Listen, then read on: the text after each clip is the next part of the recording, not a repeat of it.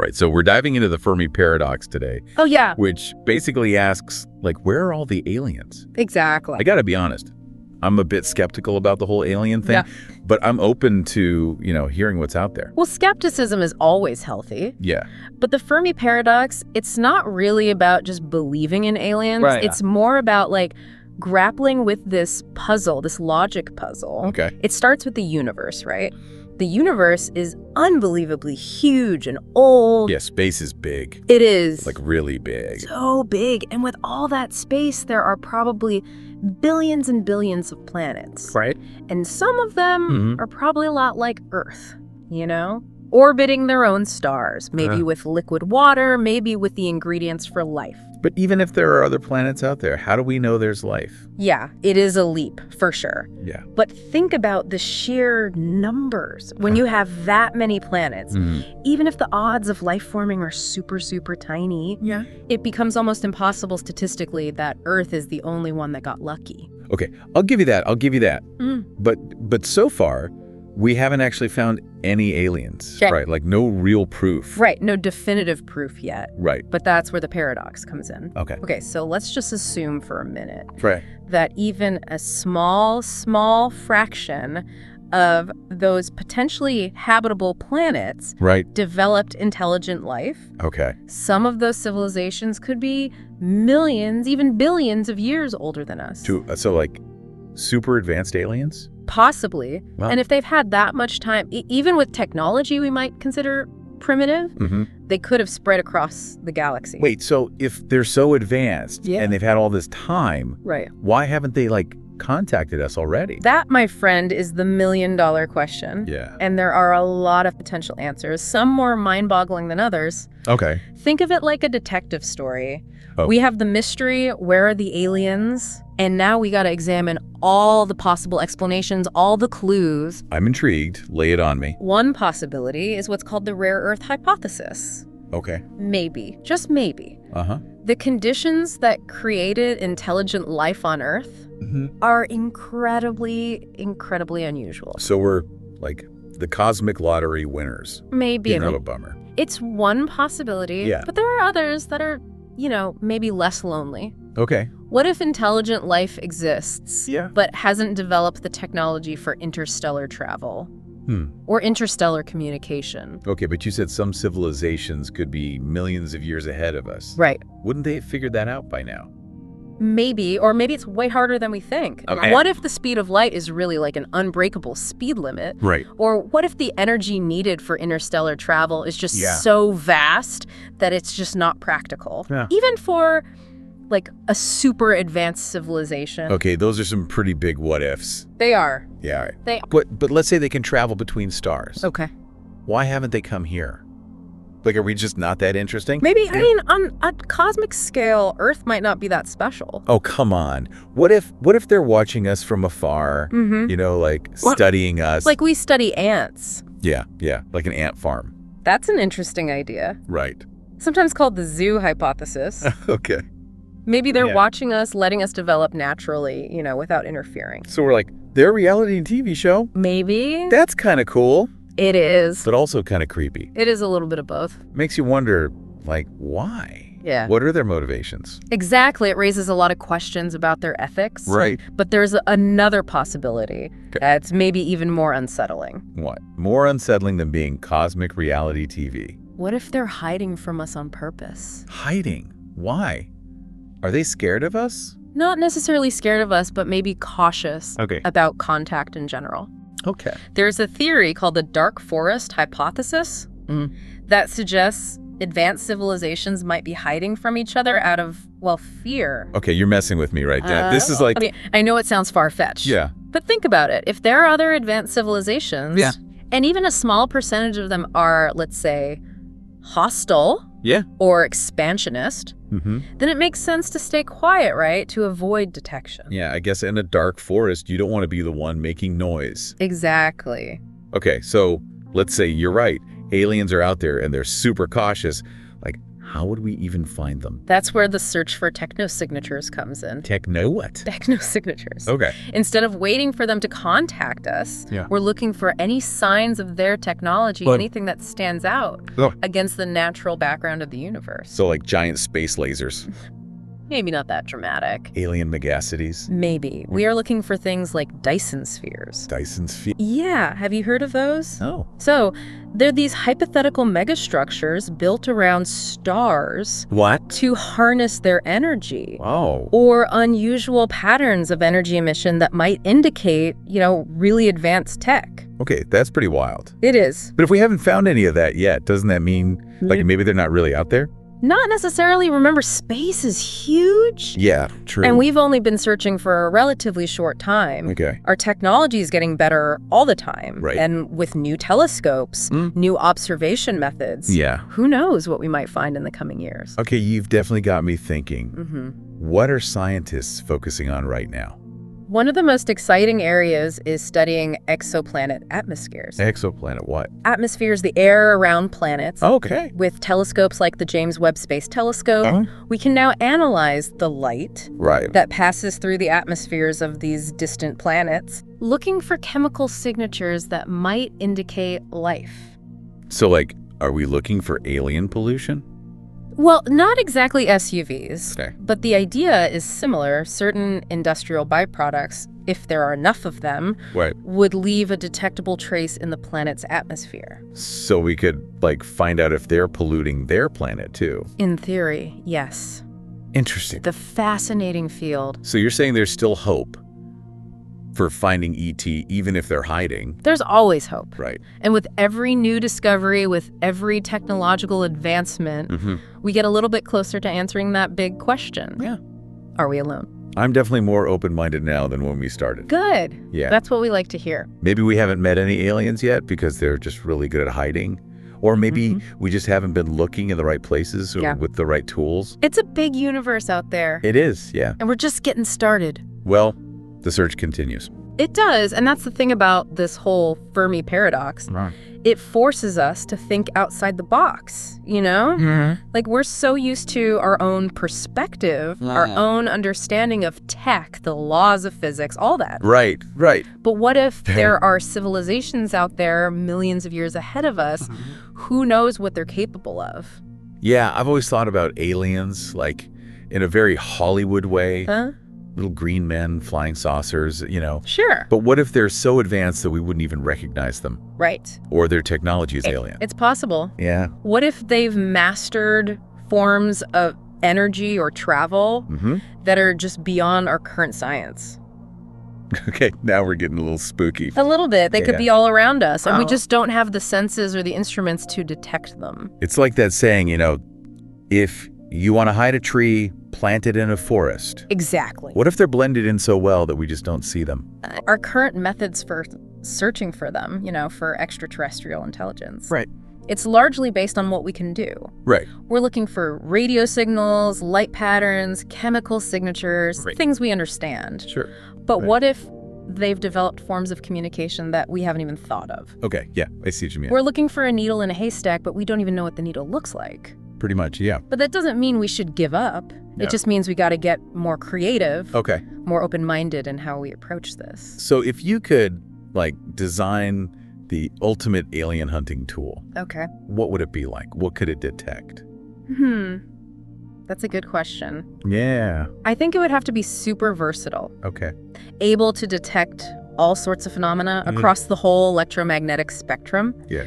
Sensitive enough to pick up the faintest signals from, across the galaxy. So basically a super telescope on steroids.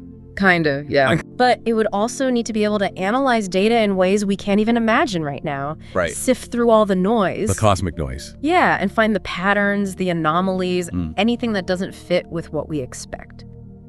You're talking about some serious AI, right? Oh, absolutely. Like a computer that can actually think for itself and find things that we would miss. We need AI that can not only analyze data, but learn from it, adapt its search parameters, even come up with new hypotheses. Wow, that's pretty amazing. It is. We need to create a whole new science, a science of the unknown. I think you're right. Yeah. The search for extraterrestrial intelligence, it's pushing the boundaries of so many things. Yeah. Science, technology, even philosophy. Yeah, it's forcing us to rethink our place in the universe, right?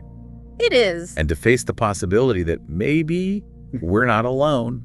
Exactly. It's pretty humbling. It is, but it's also incredibly exciting. This Fermi Paradox, it's a challenge, a puzzle waiting to be solved. And who knows, maybe the answer is closer than we think. Maybe, yeah. Just waiting for us to make that next breakthrough. You know, after all this talk about super advanced aliens and all this mind-bending tech, it makes me wonder if maybe we're asking the wrong questions. Ooh, interesting. Yeah. What if the answer to the Fermi Paradox is something we haven't even considered, something completely unexpected? That's always a possibility. Right. We tend to approach these questions from our own limited point of view, right? Based on what we know about physics, biology, technology. But what if there are principles at work in the universe that we haven't even discovered yet? Ooh. What if life, intelligence, consciousness operate in ways we can't even fathom? Okay, now you're getting really philosophical. I am. We're talking about, like, the very foundation of our reality. Exactly. Yeah. The Fermi Paradox, it's not just a scientific puzzle, it's a philosophical one too. It forces us to confront the limits of what we know. And to consider possibilities that might seem outlandish, impossible even. It's like a Fermi Pandora's box. Ooh, I like that. Every time we open it up, we get more questions, more mysteries. That's a great analogy. Yeah. And it reminds us that this search for extraterrestrial intelligence, it's not just about finding aliens, it's about expanding our understanding of everything. The universe, ourselves, the whole thing. Oh, you've definitely given me a lot to think about. That's what we aim for. Yeah, I'm going to need some time to process all of this. Take your time. All right, so we've talked about, the possibility that aliens are so advanced that we wouldn't even recognize them. Right. And the idea that maybe we're looking for the wrong things, right? That the answer to the Fermi Paradox is beyond what we currently understand. Possibly. But let's go back to basics for a second. Okay. If aliens are out there and they're trying to contact us, what would be the best way to do it? Like, what signal? Interesting question. Yeah. It really gets to the heart of what we assume about alien intelligence and how we try to communicate with them. Yeah. We tend to think about radio signals, mathematical patterns, maybe physical things like probes or beacons. Right, those seem like logical choices, right? Math is a universal language. They do seem logical to us. And radio waves travel far. Exactly. Yeah. But remember, we're basing these assumptions on our own limited experience. True. What if alien civilizations have developed completely different ways of communicating? Okay, give me an example. What kind of alien communication are we missing? Imagine a civilization that's mastered quantum entanglement. Quantum what now? Entanglement. Okay. The ability to instantly link two particles, no matter how far apart they are. Whoa. They could use this to communicate in ways that we just can't detect. So, like, they're teleporting information across the universe. It does sound like science fiction, right? Yeah, a little bit. But quantum entanglement is real.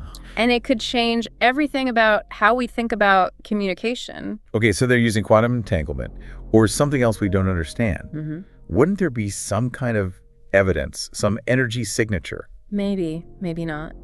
It depends on the technology. What if their signals are so subtle, so perfectly blended with the universe that they look like background noise to us? So they're whispering and we're deaf.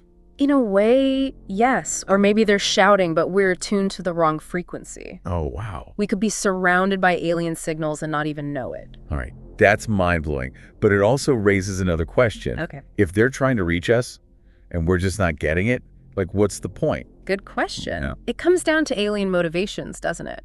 Are they trying to reach us out of curiosity? Right. A desire to share knowledge? Yeah. Maybe even a sense of responsibility for a less advanced species? Or maybe they're just messing with us. Could be. Like, hey, let's send these weird signals and see if the Earthlings freak out. I doubt it, but you never know. Yeah. I think any civilization capable of interstellar communication would probably have a more, sophisticated approach. Okay, so let's say they are trying to reach us, but we're not understanding their language. Right. What can we do about that? How do we bridge that gap? That's the challenge, isn't it? Yeah. We need to think outside our own limited perspective. Okay. Expand our understanding of what a signal is, a message, communication. So a whole new way of thinking. Absolutely. Yeah. A new approach to science and technology. Like, we're going to need help from philosophers, artists, not just scientists and engineers. I think you're right. Yeah. This search for extraterrestrial intelligence, it's not just scientific, it's cultural too. Right. It's about knowledge, meaning, exploration. Taking us beyond our planet and into the unknown. I can see why the Fermi Paradox has fascinated people for so long. It's a puzzle, a mystery, Yeah. a challenge that pushes us to the limits of our understanding. It is. It is. All right, so we've talked about aliens communicating in ways we don't get. Mm-hmm. And the idea that maybe the answer to the Fermi Paradox needs a whole new way of thinking about science. Right. But what about the possibility of alien life, like right here in our solar system? Ooh, that's interesting. Yeah. While the Fermi Paradox usually focuses on interstellar stuff, advanced civilizations, there's definitely a chance that life, even simple life, microbial life, could exist on other planets or moons nearby. I've heard about microbes on Mars or in the oceans of Europa. Is there any actual evidence for that? No definitive proof yet. Okay. But there are some clues. Like what? Mars, for example, shows signs of past liquid water. Right. And we know water is essential for life. Makes sense. There are also these interesting methane emissions on Mars. So like Martian farts. It's more complicated than that. Okay. Methane can come from geological processes or biological ones. The challenge is figuring out which one. Okay, what about Europa? I've seen pictures, like artists' renditions of these giant squid-like creatures swimming under the ice. I've seen those. Any chance of that actually being real? Europa is definitely one of the most promising places for life in our solar system. Really? It has a huge ocean of liquid water under the ice. Wow. Bigger than all the oceans on Earth combined. That's a lot of water. It is. Why don't we just send a probe down there and take a look? Well, the problem is that ice, Yeah. it's thick, like 10 to 15 miles deep. Oh, that. Getting through that and exploring the ocean below, Yeah. that's a big technological hurdle. But it would be worth it, right? Yeah. I mean, finding any life, even simple life, Oh, absolutely. on another world, that would be huge. It would change everything about how we understand biology and the search for life beyond Earth. So are there any missions planned to Europa? There are a few in development. Okay. NASA's Europa Clipper mission, for instance. It's supposed to launch in a few years. Cool. It'll orbit Jupiter and do flybys of Europa, getting really close, using radar and other instruments to study that icy shell Right. and the ocean It underneath. sounds promising. It does. What about other places in our solar system? Any other, like, hotspots for life?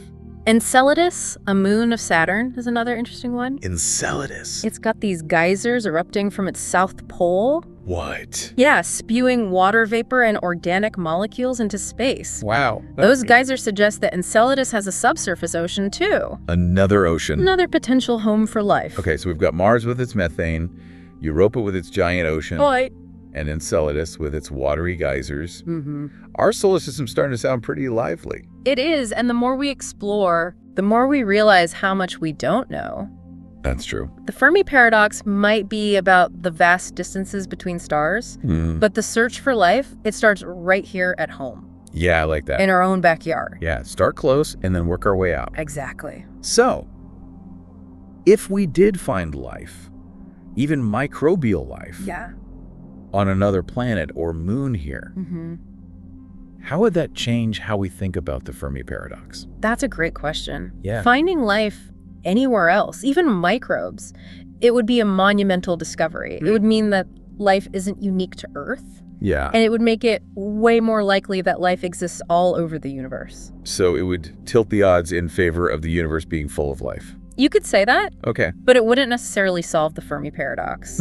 Why not? Because we'd still be left wondering, Yeah. why haven't we met any advanced civilizations yet? Right, finding microbes is one thing. Exactly. But a civilization that can build spaceships and travel between stars, that's totally different. It is. Finding microbes would be a huge step. Okay. But the Fermi Paradox is ultimately about intelligent life, Right. about civilizations that can communicate across the stars. All right, so let's say we do find those microbes. Okay. What's next?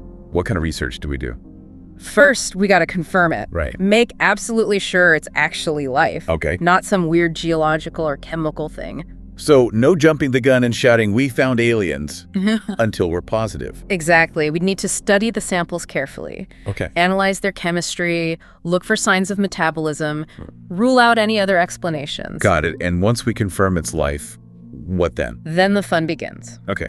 We study those organisms in detail, their biology, their evolution, Right. how they relate to life on Earth. So alien DNA sequencing, alien microbiology, all that. Exactly, a whole new field of biology, Wow. changing how we understand life itself. This is all really exciting, but also a little scary. What if we find life and it raises all these ethical and philosophical questions? You're right, that's something to consider. Yeah. Discovering extraterrestrial life would be a huge event, Right. one of the biggest in human history. Yeah. It would force us to think about some really profound things. Okay. About our place in the universe, Mhm. our responsibility to other life forms. Yeah, like, do we have the right to study them, Right, to use their resources, right. to protect them? All valid questions. Yeah. And there are no easy answers. Right. Discovering extraterrestrial life would be a challenge, Mm-hmm. but also a huge opportunity Okay.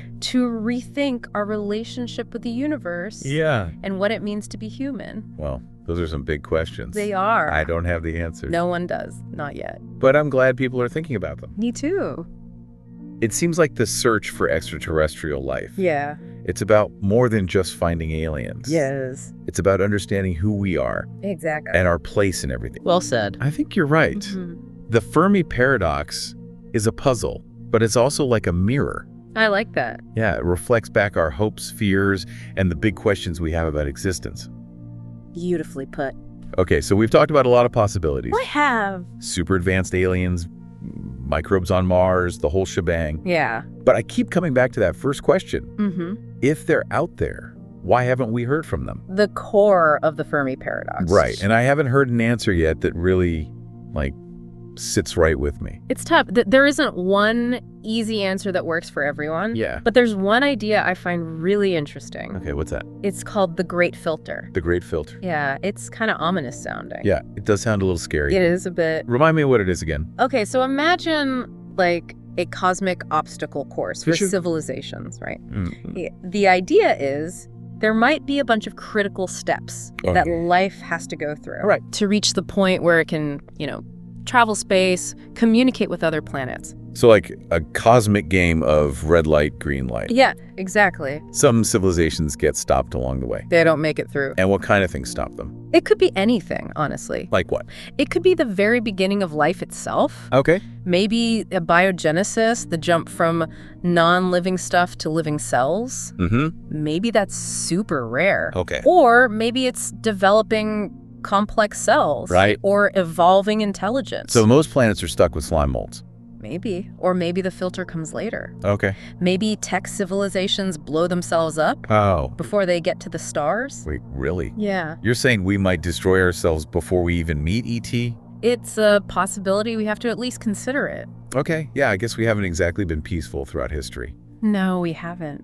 But what if we already passed the Great Filter? Ooh. What if we're one of the lucky ones? That would be the optimistic scenario, right? Yeah. The hardest parts are behind us. Yeah. And we have this bright future as a spacefaring civilization. I like that version much better. Me too. But even if we did pass it, it still doesn't explain why we haven't met anyone else. Right. If the filter is behind us Mhm. and there are other civilizations out there that also made it through, Right. then we're back to square one with those other possibilities. Yeah, like they're too far away or they're hiding or we're looking in the wrong way. Exactly. The mystery continues. It does. But thinking about all this, the Fermi Paradox and everything, Yeah. it really puts things into perspective. It does. Makes our everyday problems seem so small. I think that's one of the best things about it. Yeah. It forces us to zoom out, see the bigger picture. Right. Think about our place in the universe, the meaning of life. Yeah. What's out there beyond our little planet? I started this whole thing as a bit of a skeptic, You did. but I've got to admit, you've given me a lot to think about. Good. I get why this paradox has fascinated people for so long. It's a powerful question. It is. It really grabs your imagination. Yeah, it makes you think. Exactly. It's a puzzle. It challenges us to really dig deep Yeah. about who we are, where we fit in the grand scheme of things. Well, I think it's time to wrap up our deep dive into the Fermi Paradox. I think you're right. We've covered a lot of ground. We have. Alien megastructures, Martian microbes, the vastness of space, the possibility of self-destruction. Wow. And we've only just scratched the surface. I believe it. The Fermi Paradox, it's a question that's going to keep fascinating us, challenging us, probably for generations to come. But even if we never find the answer, right, the search itself, it says a lot about us. It does. Our curiosity, our ingenuity, our desire to understand the universe. Our place in it. Exactly. So keep looking up at those stars. Yeah. Keep asking the big questions. And never stop exploring. Who knows what we might find out there? Thanks for joining us on the Deep Dive. It's been a pleasure. Until next time, keep exploring the universe and all its wonders.